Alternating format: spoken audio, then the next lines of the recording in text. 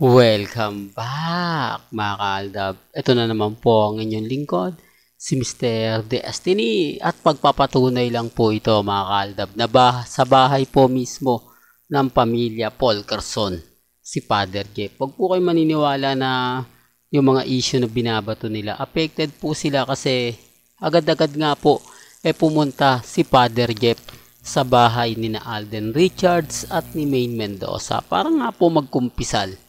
Para po, kumbaga, magbigay na naman po o humingi na naman po ng payo at ikumpisal yung mga nagawa po niyang kasalanan para po sa mga taong nasaktan na naman po ni Richard Polkerson dahil nga po sa pelikula ng Hello Love Again. Diba? Kaya nga po kapag naandyan si Father Jeff, kung tayo, yung tipong masaya po tayo. Kasi sino nga po ba yung totoong spiritual advisor ng dalawa? Kaya lang naman po pumupunta si congressman dyan kasi nga po kay Mengay. Hindi mabubuo ang sarswela kapag wala si Father Jeff. Di po ba na siyempre siya rin po yung spiritual advisor ng Itbulaga. Sa mga hindi po alam o nakakaintindi ng mga ina-update ko, nire-respeto ko po kayo at ginagalang. Kung matatandaan nyo, si Father Jeff ang nag-imbestiga kina Alden Richards at kay Maine Mendoza na ginagawa po yan ng bago ikasal ang mag-asawa o ang dalawa. O, siyempre alam sa mga hindi po nakaka-relate nito, pasensya na po kayo, lalo na po sa mga hindi po kinakasal o hindi pa po nagpapakasal na live-in lang, na hindi dinaasan yung mga bagay-bagay na ganyan. O sabihin na natin sa West, di po ba? May mga bagay-bagay po kasi na kapag kinakasal ka, iimbestigahan ka ng pare mismo. At si Father Jeff nga ang gumawa nun kina Alden Richards at kay Maine Mendoza. Nasa 8 Bulaga pa nga po yun pinakita. Obsession na naman yan, Mr. Destiny. Alam mo bang ano lang naman yon, kalye serie lang naman yon, hindi naman totoo yon, hindi naman kumbaga totoong buhay yung naganap at nangyari. Oo nga, may interview nga si Father Jeff at kay Maine Mendoza at Alden Richards sa Itbulaga na totoo, tama ka naman na iniimbestigahan nga niya yung dalawa. Pero part lang ng kalye serye yon, diba? O ito lang for the record lang po, anong sabi ni Father Jeff doon? Hindi siya na orient.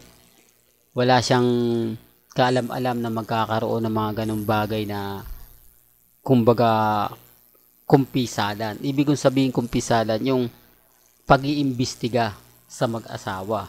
O, ito pa po mga kaaldab. Halatang halata po doon sa video na yon, mga kaaldab, na hindi po talaga, kumbaga totoo po talaga yung mga nasa sinasabi at tinatanong ni Father Jeff sa dalawa. Yung tipong walang komedya na konting ganto ganyan. Talagang seryoso po siya sa mga komplikadong tanong na binabato niya kina Mengay at kay Alden Richards. Although gusto ko nga po sana siyang ipakita, kaya lang na-delete na po yung Itbulaga di po ba? Hindi ko na nga po makita yung channel ng Itbulaga. Hindi ko alam kung na private lang po siya o talagang kung talagang dinilit na. Sayang nga po yung mga video, no, mga kaaldab, na kung ipapakita sana natin dito o kaya lang alam nyo naman po na kahit ipakita ko yan tapos sasabihin lang nila na hindi, throwback na yan. Kumbaga matagal na yan. Yun lang naman po yung pambasag nila. Lalo na po kapag ebidensya siya at resibo na magpapatunay nga po sa dalawa. Kaya lang throwback yun. Sasabihin na hindi, throwback lang yan.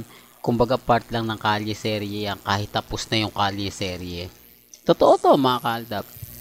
Pero bago nga po pala natin ituloy ang pinakamainit na update po ngayon sa social media, kung bago ka lang sa channel na to at isa kang true-blooded Aldab Nation na nagmamahal kina Mengay at Isoy, tama po ang channel na pinuntahan mo, kaya consider na po kitang bagong subscriber. At huwag mong kalimutang i-share ang mga video po natin sa mga mami, sa mga titas, at sa mga senior. Totoo naman po may mga video po ako tapos na yung kalye serye.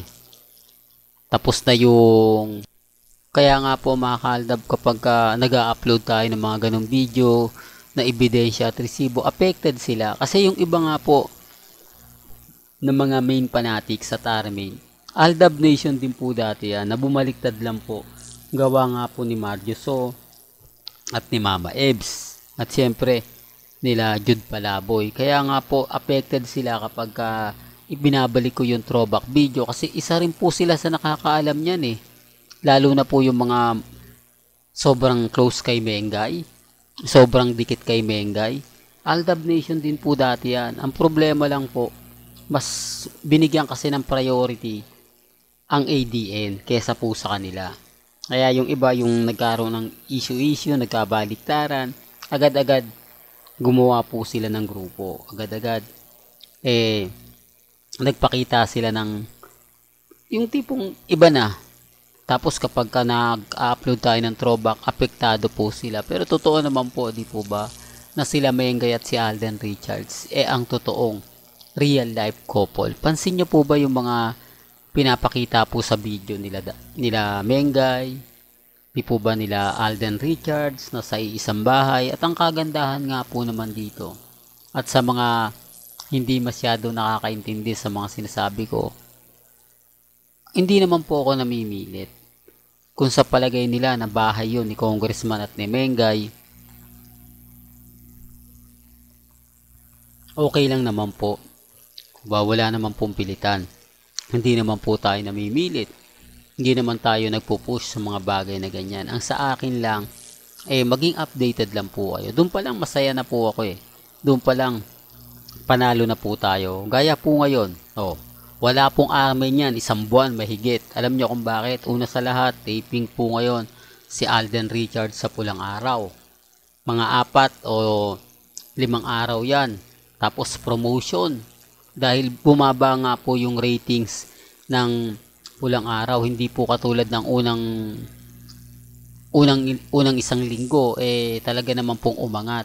Kaya nga po agad-agad taping na po si Alden. Siyempre, promotion na yan para umangat uli, pag-usapan. Kasi alam mo niyo naman po yung mga netizen, kapag hindi siya nagtitrending, hindi gaano pinapansin. Kaya nga po, didikit na naman si Sanya Lopez kay Alden. Promotion, pupunta out of town. Kaya nga sabi ko sa inyo, wala munang cut din ngayon. Pagkatapos po niyan, siyempre, yung pelikula na po ni Alden Richards at ni Heaven Paralejo.